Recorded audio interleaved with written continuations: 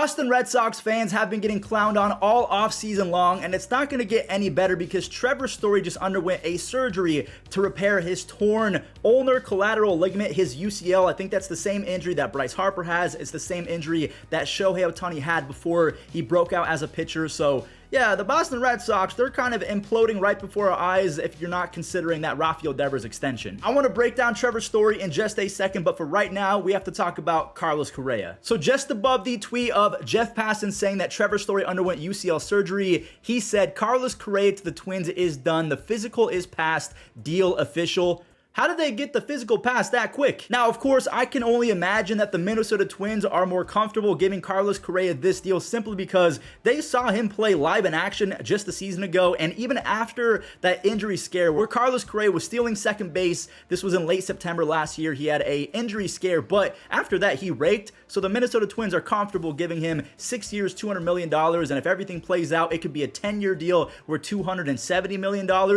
That's a pretty even deal if you ask me, especially if he stays healthy. That's honestly a team-friendly contract. So in just a second, we're going to talk about Jo Adell and Mickey Moniak, two former top prospects that are kind of falling out of grace with the Angels. But before we do that, a quick little trade that happened. We have Zach Thompson of the Pirates going to the Blue Jays. I don't know if this means that Yusei Kikuchi is going to be kicked out of the starting rotation and he is going to become a long reliever, or if Zach Thompson is going to be a long reliever, because the Blue Jays, they signed Chris Bassett. They already have guys like Alek Manoah and Kevin Gausman. They gave Jose Barrios a lot of money, and they traded for Ross Stripling, although I think Ross Stripling went to the Giants, so that has nothing to do with this video. If you guys don't remember, Zach Thompson came on over in the Jacob Stallings trade. Jacob Stallings was horrible for the Marlins. Zach Thompson had a 5.18 ERA in 29 games for the Pirates. So they were both terrible in one of the biggest lose-lose trades I've ever seen. Like the Pirates, they gained nothing from this. The Marlins, they gained nothing. It was just a mid-trade all the way around. I can't believe I'm saying this, but the Angels have signed Brett Phillips to be their fourth outfielder. So we know that in center field, it's going to be Mike Trout. In right field, it's going to be Hunter Renfroe. And in left field, most likely, it's going to be Taylor Ward. And I thought that Jo Adell and Mickey Moniak were going to be spending time as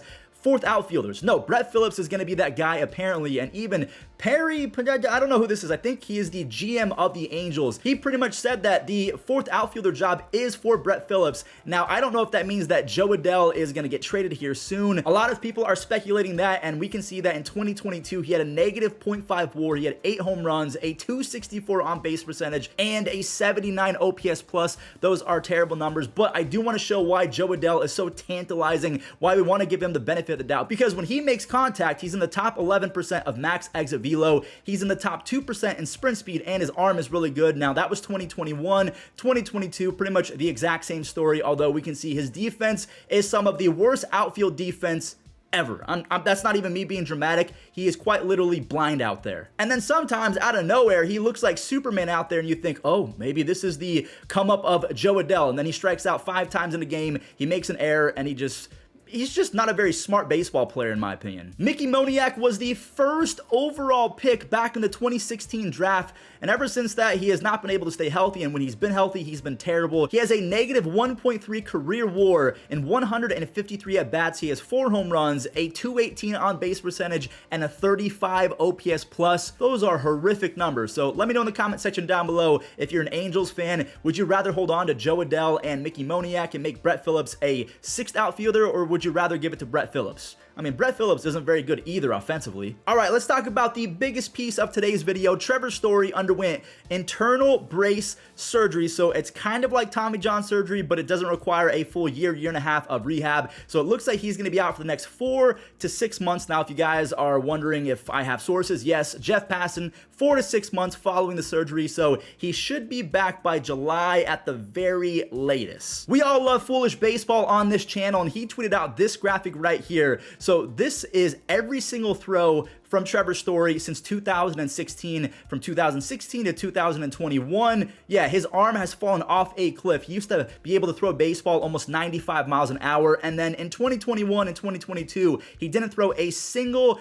baseball over 84 miles an hour, and that's a big fat yikes for me, honestly. His first full season with the Boston Red Sox wasn't terrible. He only had 357 at-bats. He had 16 home runs, 13 stolen bases, a 102 OPS plus. But the thing that made Trevor Story so special was not only was he a pretty solid offensive player, but defensively, he was about as good as it gets. We know that Trevor Story back in the day was pretty much a platinum glover, which is funny enough because he's never won a gold glove, but that's because he's had a lot of competition when he came up with the Rockies. There were so many fantastic defenders in the National League, especially at shortstop. So again, a lot of competition, but at one point, you could argue that he might have been the best defensive infielder in baseball, not named Nolan Arenado when he was his teammate. I should have looked this up before, but you see this right here, DRS. He had 14 in 2016, 12, 7, and then 21. 21 DRS in a single season is absolutely insane, and when you combine that with 18 outs above average, I would say in 2019, Trevor Story was in the conversation for the best defender in all of baseball, and that's not me being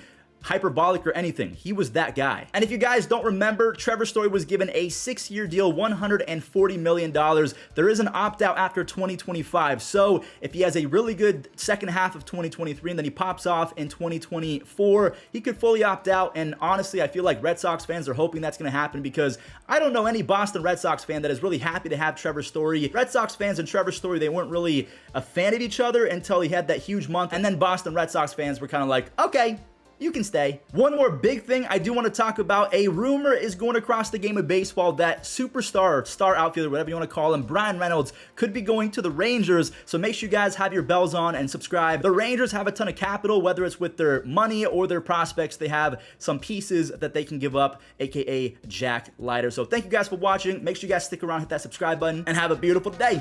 Bye. Hey, wait, we have an update on Lewin Diaz. I feel so bad for this guy. So we made a YouTube short a couple days ago, the fact that this kid has been dropped 4 or 5 times already. He was dropped by the Braves recently, then he was claimed by the Orioles a second time. So earlier on in the offseason, he was claimed by Baltimore, then he was DFA'd. He was claimed yet again, and then he was DFA'd a second time by the Baltimore Orioles. I feel like Major League Baseball should step in at some point. I don't know if that's even a possibility, but you have to feel bad for this guy. Where is he playing? I'm not sure he's moving around and moving all of his furniture and family. That's probably not happening. He is not uprooting his life because he probably knows at this point it's going to happen again. But Lewin Diaz, if you're watching this, you're definitely not. I mean, my heart goes out to you, buddy, because getting dropped 5, 6, 7, maybe even 27 times in an offseason, that's got to really hurt because you got dropped by the Pirates and the Orioles. I still think that he has a future in baseball, but that's pretty tough. I'm not going to lie to you guys, but thank you for watching. And Lewin, again, I'm going to send you an edible arrangement because you deserve it.